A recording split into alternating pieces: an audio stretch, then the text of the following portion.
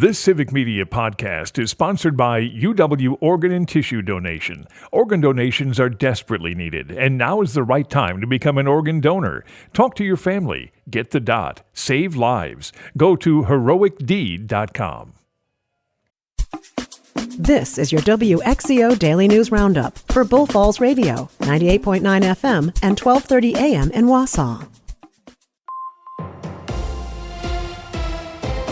For WXCO News, I'm Brittany Merlot. They didn't miss it by much. Those that run the Marquette Law School poll are reporting a margin of error of 1.9 points for the 2024 presidential race. The pollsters were close in the Senate race, off 1.1 point. The state is getting about $22 million from Kroger and a settlement over the opioid crisis. Stuart Waddles reports. Kroger has agreed to pay $1.3 billion in the settlement. The new agreement brings Wisconsin's total expected opioid settlement funds to more than $780 million. As part of the agreement, Kroger says they'll implement new measures to monitor prescriptions. And a voter in Cronenwetter is accusing the village clerk of obstructing an observer during the public testing of voting machines ahead of Election Day. A complaint was filed by Daniel Kindleberger with the Wisconsin Elections Commission last week. The commission received the complaint and gave the village until November 27th to provide a written response. Kindleberger's complaint is based off of email exchanges between Dan Joling, who is a voter in Cronenwetter, and the village's former police chief, and Clerk Bobby Burke-Labarge. He believes Joling, as an observer, should have been allowed to video record the public testing of the voting machines, and that the clerk miscited a statute that does not allow observers to record video at the polls. Her email states that she stopped Mr. Joling from recording in accordance with a statute clearly referencing a polling place where votes are cast, not a public inspection of tabulation machines. Kindleberger accused Burke-Labarge of holding a grudge against Joling, citing her removal of Joling from the list of election inspectors as noted in previous WEC complaint against the village. Kindleberger concluded, quote, I, for one, would have liked to see Mr. Joling's video along with any questions that he had. The village clerk's refusal to allow him to record the public test was an infringement on my right as a voter, along with the increasing suspicion that Cronenwetter elections are not being conducted honestly, end quote.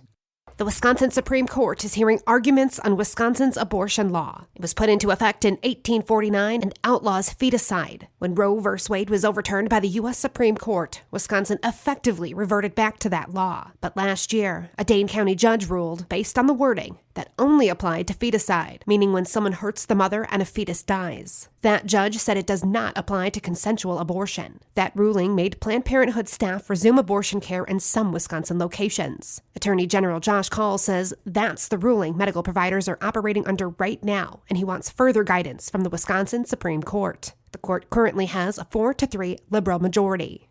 And in the post-election postmortem, the head of the Wisconsin Democrat Party has some thoughts. Here's Stuart Waddles with more. Ben Wickler on the WISN 12 Upfront program answered a question about whether Vice President Kamala Harris should have gone on the Joe Rogan show. I'm sure the debate will begin now about all the things that could have been done differently along the way in the small picture and the big picture.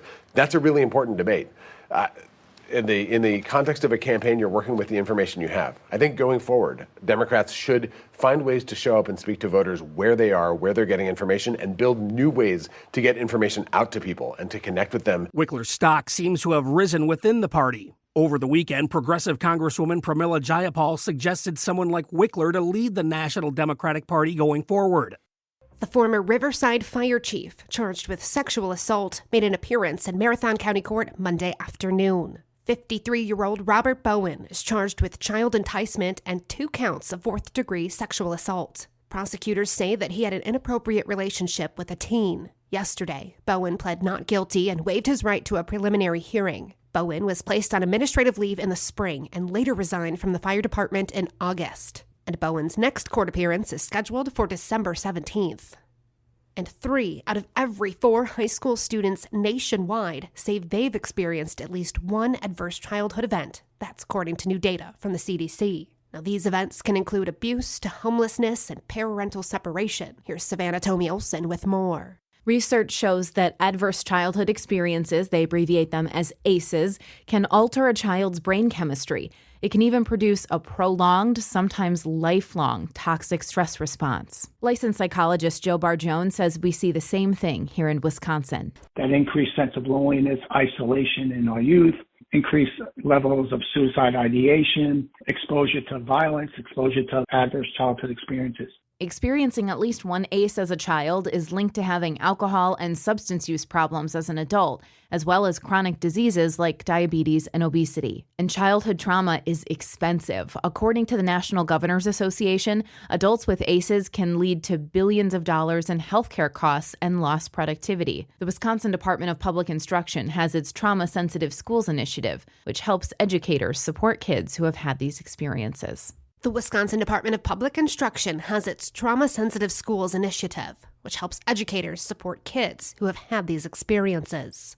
One person has been arrested and another injured following a shooting early Sunday morning near Crandon. The Forest County Sheriff's Office responded to a property in the town of Lincoln around midnight. Investigators said 2 men were arguing when one fired a gun. Both men were armed. The suspect was quickly arrested, while the other man needed medical treatment for his injuries. Those injuries were said to be non-life-threatening, and no other details have been released. And small businesses could always use a leg up. Here's Melissa Kay with how you can help. November is Thank a Business Month. The Better Business Bureau says the best way a small business can tell their story is through online customer reviews. Sharing a good experience highlights, influences, and celebrates a business. When reviews are submitted through the bbb.org website, customers are assured every comment is legitimate and authentic. BBB Customer Reviews allows a business to respond and the reviewer to also submit comments to that response.